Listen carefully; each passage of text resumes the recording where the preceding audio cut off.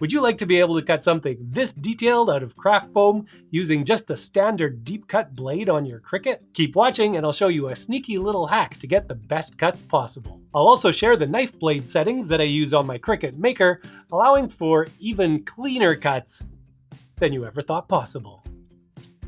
Let's Cricut. Okay, as far as I know, this part should work the same on both a Cricut Explorer and a Cricut Maker because they both use the same deep cut or deep point blade. I could be wrong though, because I've never used the Explorer, so let me know if I am. I'm using some fake, real-like knockoff cutting mat. It's labeled strong grip, but I feel like it's more a standard grip. It also has the alignment markings in the wrong place, so I'm gonna have to make my own. Sticks to my ruler pretty good. Alright, let's clamp that deep point blade in there, and then we're going to push all the white wheel thingies to the right hand side so they don't make tire tracks on our pretty foam cutouts. Unfortunately, they'll still drive over the right hand side of a 12-inch piece of foam, so I'm going to mark on my cutting mat where they end. Grab a sheet of 2mm thick foam, line it up just a touch over from the left hand side to make sure to avoid the little roller, and I'm going to cut it straight down at the 11-inch mark to stay out of the way of the white star wheels. There, that looks pretty safe from all different forms of wheels. Now give it a couple good rolls in the direction it's going to be feeding in. This stretches the foam a little bit lengthwise and helps it not lift off the mat while you're cutting. Okay, before we start cutting, I want to talk a little bit about how the deep point blade actually works. So the blade fits into a housing, and the housing allows the blade to rotate freely. The point of the blade is off center, and as it drags along the cutting surface, that bit of drag rotates the sharpened edge of the blade, so it's always going in the right direction for the cut. Pretty simple. Alright, I've got a new project here and I'm going to start with the very easiest thing to cut, which is a circle. I will mention here that I have no love for the Cricut Design Space app, but I'm using it because I have to. One thing I don't love is that you have to be preparing to make a cut before you can even see or adjust the material settings. Once it finally shows up, you can go to Browse All Materials, type EVA in the search bar, press the little magnifying glass, and there's your default EVA foam setting. Bookmark that and we won't have to look for it again the next time. There it is. Click on that at default pressure and you're ready to start cutting. Look at that, a perfect circle. Now that's great, but EVA foam isn't always a consistent thickness. Here's some that's 2.4mm thick. If I cut that with the standard settings, I end up with a messy top edge. The reason for that is the sharpened edge of the blade isn't as deep as the foam, causing it to just rip through the foam right at the top. To solve this, you want to do two cuts, your first cut to cut halfway through the foam and your second cut to finish it off. So open up the clamp and pull up the blade housing a little bit. Then hold something thin like a scalpel blade across the top edge of the clamp.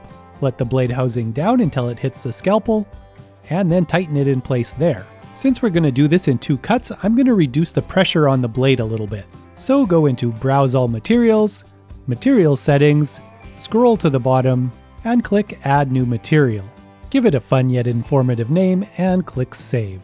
Now you can edit your material, so change the blade type to deep point, and we'll take the pressure down to 105, as the default pressure for EVA foam is 145. You can see there's also an option for multiple cuts, and we're going to leave that off.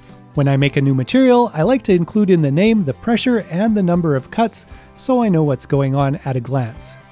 Save that, then search for it, then add it to your bookmarks, and you're good to go.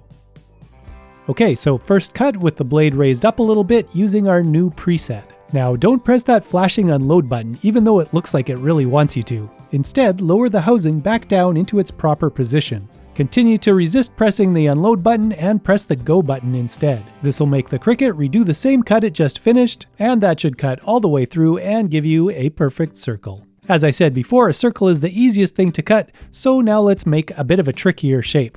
A love star should do. This first cut is just a single cut on the default EVA foam setting, and you can see what it's done to the sharp points where the blade has had to swivel around in a small space. For the next cut, I'm using something a little thicker than the scalpel blade to raise up that housing. It's a 0.88mm thick feeler gauge. I'm using the exact same technique I used previously on the white circle, making one cut with the blade housing lifted up, then dropping the blade down and repeating a second time. Actually, I repeated a third time as well, just to make sure everything was cut through. And you can see my extra work has paid off. Those corners are a lot cleaner now. Okay, now let's go for the hardest thing I can think of to cut. This is one of the swirls from my teacup holster design. So the first one I did with the default EVA foam settings, it turned out medium. There were definitely some issues on some of the smaller parts, but I was able to get it off in one piece, eventually. My second try I did using the two-step process with the blade higher and then lower. After the first cut it looked pretty good, but after the second and third cuts, it didn't look much better than the first one. Maybe just a little bit better.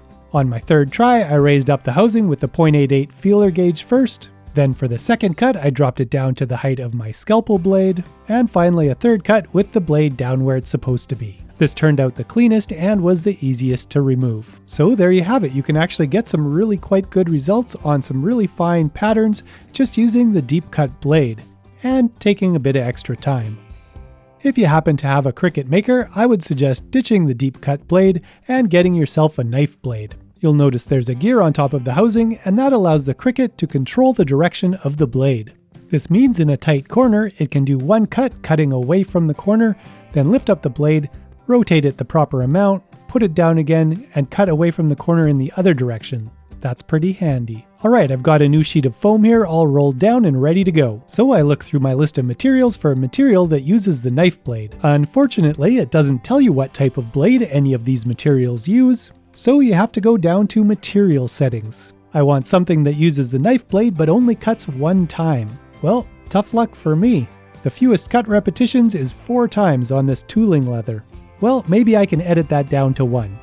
Oh, no, not allowed. Maybe I can make a custom material for my knife blade. And no knife blade option. Thanks Cricut for making my life so easy. Well, I guess we'll just have to do it the hard way. Select the tooling leather 2 to 3 ounce preset, then you can start it cutting. But don't go away, because once it's done the cut one time, you gotta press the pause button to stop it. Otherwise it's gonna cut it 4 more times and probably cut through your cutting mat. You can see that it's lifting up out of the foam much more often than it did with the deep cut blade. And that's because it's using its fancy gear on top to get right into the corners, like I showed you before. Here, I'll let you watch the rest of this cut just to get an idea of how it works.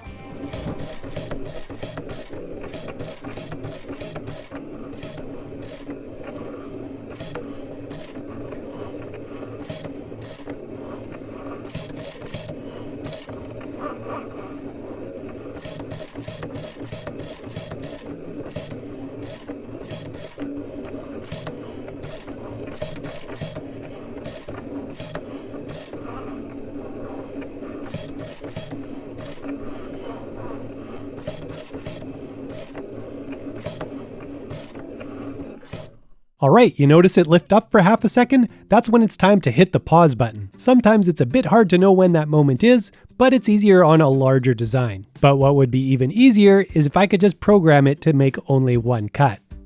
Cricut. Anyways, all annoyance aside, the knife blade did do a fantastic job with this complicated cut. It cut all the way through in one pass with a very clean result. Here's a quick comparison of all 4 swirls I cut. The easiest place to see the difference is that little center triangle. You'll notice the knife blade cut it clean where the rest of them had a bit of struggle.